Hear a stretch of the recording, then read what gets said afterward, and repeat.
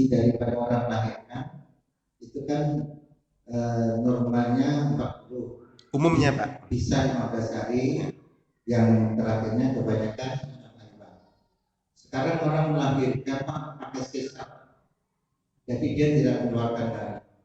Kira-kira ada nggak batas suci atau tidak suci pada orang yang melahirkan dengan tidak mengeluarkan darah dari jalan yang normal, meskipun dia ketika dia dalam keadaan dioperasi keluar dari darah permukaan perut ini. Jadi ada nggak situ masa anggap yang disebut dengan masa tidak suci Pak? Terima kasih. Baik. Saya tanya ibu-ibu yang pernah cesar.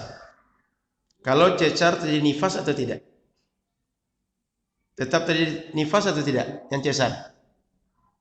Tetap nifas? Tetap nifas Pak ya? Gimana Bu? Yang cesar mengalami nifas tidak Bu? Ada? Berarti ada Pak. Setahu saya ada. Setahu saya perempuan cesar dia ada. Karena lahir dengan cesar atau tidak itu dia sama-sama melalui rahim. Betul Bu ya? Keluarnya tetap melalui rahim. Hanya saja cesar itu kan kondisi, mohon maaf, keluar dari vagina itu tidak bisa dengan normal. Maka dikeluarkan dengan jalur lain tapi tetap melalui rahim. Keluarnya tetap dari rahim. Sehingga perempuan tetap mengalami nifas. Setahu saya begitu Pak. Kalau seandainya tidak mengalami nifas, ya tidak berlaku hukum-hukum dengan nifas. Karena patokannya adalah darah yang kotor itu. Darah nifas itu punya kaitan dengan beberapa ibadah kita dan beberapa perbuatan yang lain.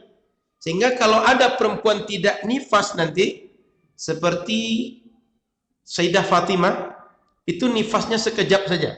Begitu anak lahir, keluar sekejap, sudah habis. Kalau sempat ada orang yang mengalami seperti itu, saat itu saja hukum nifas. Setelah itu tidak lagi. Kalau tidak keluar sama sekali darah, berarti tidak ada hukum nifas. Cuma masalahnya secara fakta, setahu saya dan diakui banyak perempuan barusan, nifas terjadi. Dan beberapa suami yang istrinya nifas juga mengatakan terjadi nifas. Betul ya? Yang istrinya cesar, tetap nifas terjadi Pak. Begitu Pak. Jadi patokannya bukan melahirkan harus nifas, bukan. Tapi darah keluar pasca melahirkan nifas. Begitu keluar nifas, terjadi hakam hukum yang kita sebutkan tadi. Gitu Pak. Sudah Pak? Oke. Ada lagi yang lain? Silakan Bu. Baik, boleh ya? Silakan Bu. Assalamualaikum warahmatullahi wabarakatuh. Waalaikumsalam. Ini yang kami tanyakan. Yang perempuan itu haid dalam 1 bulan, ada pennya hanya 1 kali. Tetapi ada perempuan haid itu yang haidnya itu hanya 1 minggu selesai, kemudian datang lagi, selesai, datang lagi. Dinamakan darah apa itu? Kalau nifas kan dia hari salatnya melahirkan, tetapi tidak nifas. Tidak haid, maksudnya datangnya 3 kali dalam 1 bulan. Tidak cukup dia 15 hari 1 bulan dalam melaksanakan sholat. Dinamakan darah apa ya? Terima kasih. Assalamualaikum warahmatullahi wabarakatuh. Assalamualaikum. Jika berulang kali keluar masih dalam 15 hari, semua darah itu dihukumi haid. Tapi kalau sudah lebih 15 hari, yang lebih dari 15 hari dihukumi istihadah. Maka orang tadi ketika bersih dia tetap sholat, kenapa? Karena nggak ada haid. Tapi begitu ketahuan keluar darah lagi, dia dihukumi haid. Maka dia masih dalam satu siklus. Ketika dia bersih, dia sholat berdosa atau tidak? Nggak berdosa. Kenapa? Karena setahu dia hukumi dirinya bersih sebab darah tak keluar. Cuma ternyata keluar lagi. Begitu keluar dia mesti berhenti lagi dari semua yang terlarang menurut syariat. Cuma kalau masih 15 hari sejak awal keluar dihukumi haid. Lebih dari itu istihadah. Selanjutnya insya Allah kita bahas lebih lanjut istihadah itu. Cukup sementara Bu? Oke, baik. Silakan.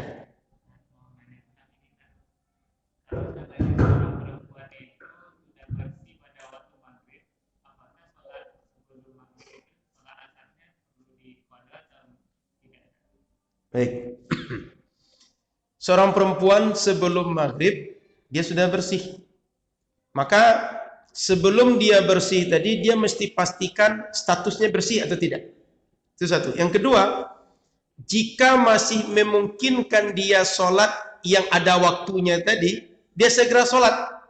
Dia bersih, dia mandi, segera dia sholat. Contoh, maghrib jam 6, berapa tadi? 6.07. Dia jam 5.50, dia coba kamar mandi, ini kayaknya bersih. Sebelumnya ada ciri kemungkinan bersih hari ini. 5.50 dia kamar mandi, dia tengok udah bersih.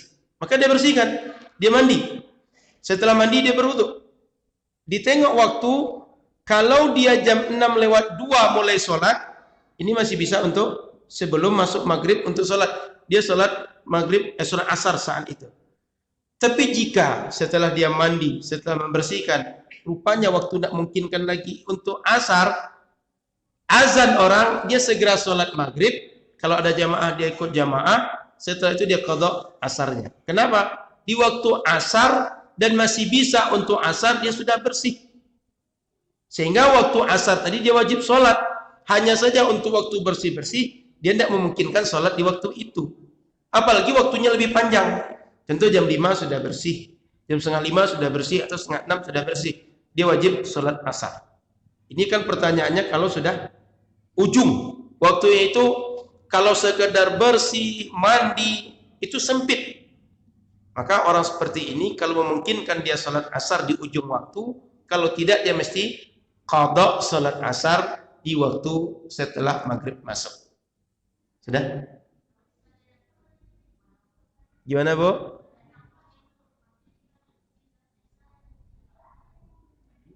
Setelah maghrib datang lagi.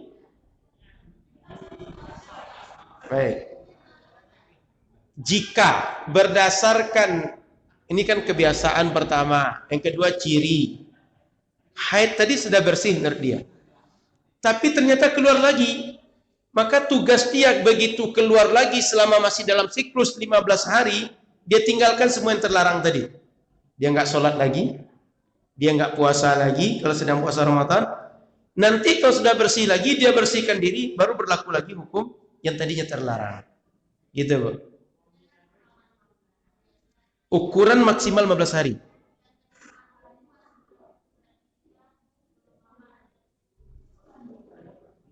Kurang dengar suaranya.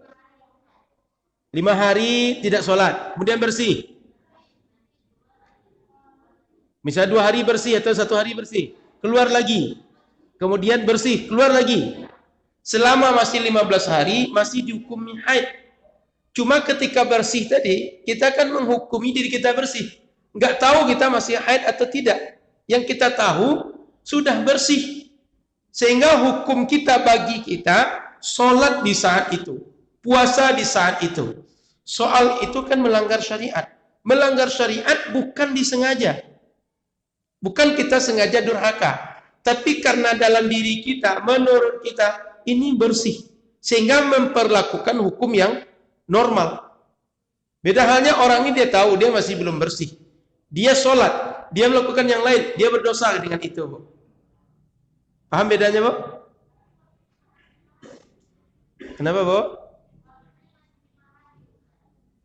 Ya, maksud saya, jika 5 hari, setelah itu dia lihat, ini bersih, tidak ada lagi tandanya, maka dia bersihkan saat itu. Kenapa? Ciri haid nggak ada lagi, darah keluar nggak ada lagi. Maka bagi dia boleh membersihkan diri saat itu. Apalagi kebiasaannya cuma 5 hari, setiap bulan 5 hari. Ini dah 5 hari, dia boleh membersihkan diri. Dan rupanya 1 hari 2 hari ke depan nggak keluar sama sekali. Dia menghukumi dirinya sebagai orang yang bersih. Gitu, Bu.